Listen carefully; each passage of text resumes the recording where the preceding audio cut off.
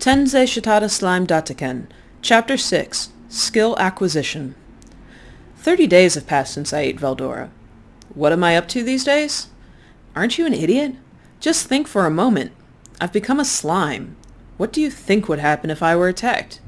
And hey, just try running like this. So I've been thinking about how to fight.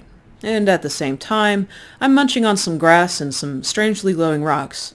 The ones found in the magic abundant place Veldora mentioned?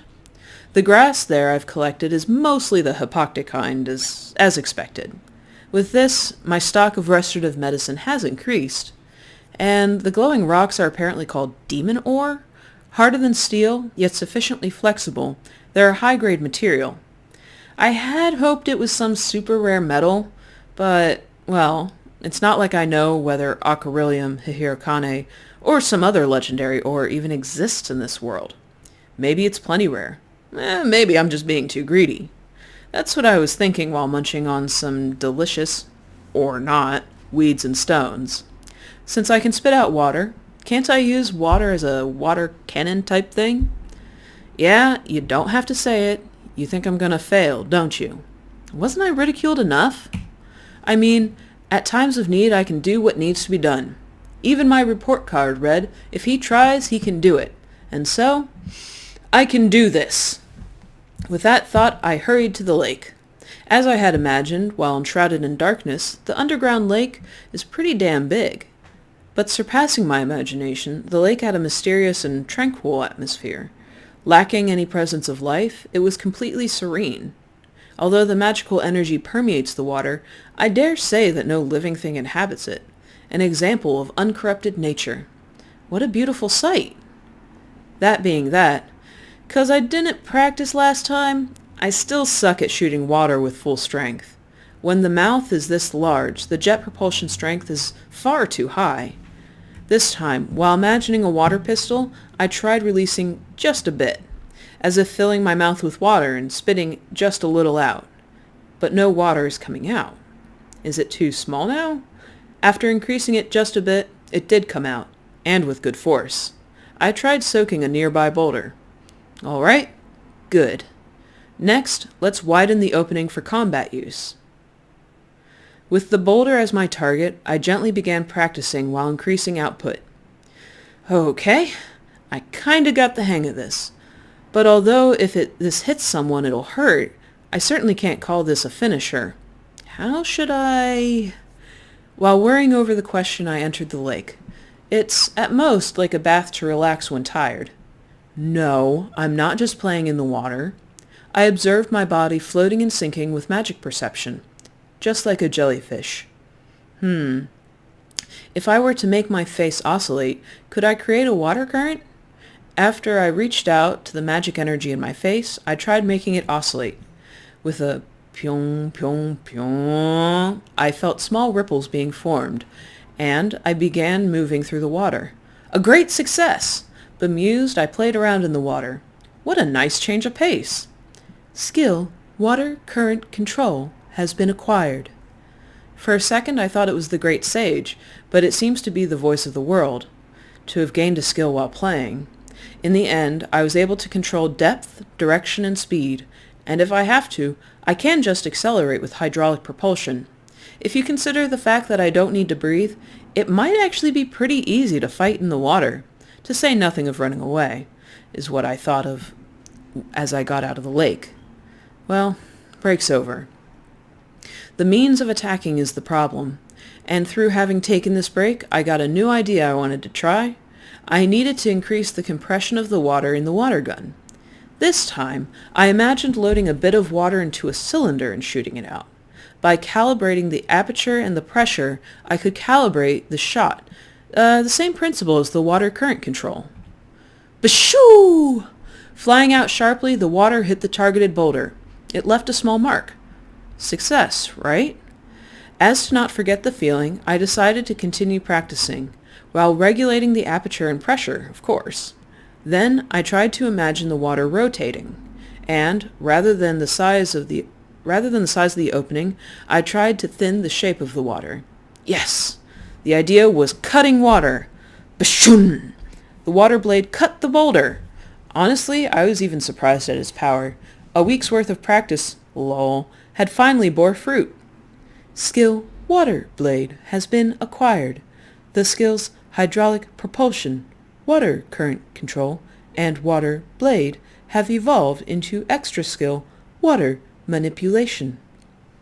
What do you know? It really bore fruit. There's a big difference in ability and strength between extra skills and normal ones, and thus I have found a way to fight. With this, I am ready to set out on a journey. At last. Since I found myself reincarnated by this underground lake, 120 days have passed. Finally, the journey away from home begins. I am uneasy, though that isn't something I'll mention. Since I have no vocal cords, I tried to see if I could reproduce them with my body, but I have been so far unsuccessful. I've thought about staying here to practice, but I just can't imagine it right. Guess I'll have to depend on transmitting my thoughts via telepathy. Worst case scenario, I'll be at the mercy of my opponents, so until I learn to talk, life will be pretty inconvenient. Not that I can do anything about it. No matter how many hours I spent here, nothing will change. But right now, I really want to see the outside world, and see if I can find any fellow world travelers. And learning magic will be fun.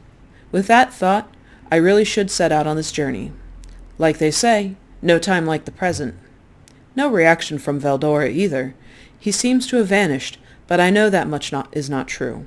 We made a promise, after all, that when we next meet, I would have prepared a lot of funny and strange things to tell him about. And thus, from a familiar wide room, I walked the road to the surface. A yet unseen world, a world of possibilities. I longed to join it all. Status, name, Rimuru Tempest. Species, slime. Divine protection, the Stormcrest. Titles, none. Magic, none. Techniques, unique skill, great, sage. Unique skill, predator. Slime-specific skills, dissolve, absorb, regenerate. Extra skill, water manipulation. Extra skill, magic perception. Resistances, thermal fluctuation resistance EX. Physical attack resistance. Pain resistance. Electricity resistance. Paralysis resistance. At the bottom of a deep, deep heart of darkness, where no one could visit, amidst despair, Veldora spends another day reminiscing in solitude. Calamity-class Storm Dragon Veldora, Special S-class monster. Both monsters and adventurers are ranked A through F, all those in 6 categories. Those especially strong have a plus sign attached, and those who are weak have a negative sign. This was a guidance from the world traveler, Free Guild head, Grand Master Kagurasaki Yuki. He established this ranking system. Up until then, it was novice to beginner to intermediate to advanced, a 4-step system that was easy to understand. And by the way, advanced is C rank and above, intermediate is D rank, beginner is E rank, and novice is F rank.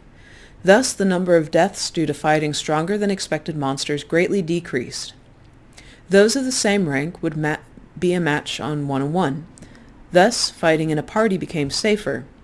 Surpassing an A rank is specifically designated Demon King level S rank, and above, even this stands the monster with the strength of a natural disaster, Special S rank, deviating from the standard ranking system, an abnormal existence.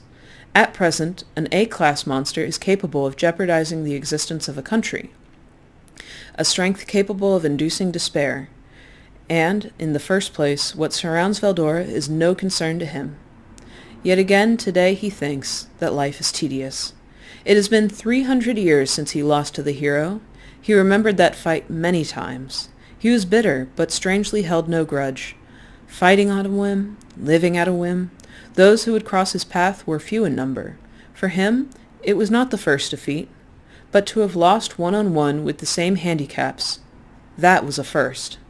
Pale skin, small crimson lips, long jet-black hair, not too tall, a petite and thin physique.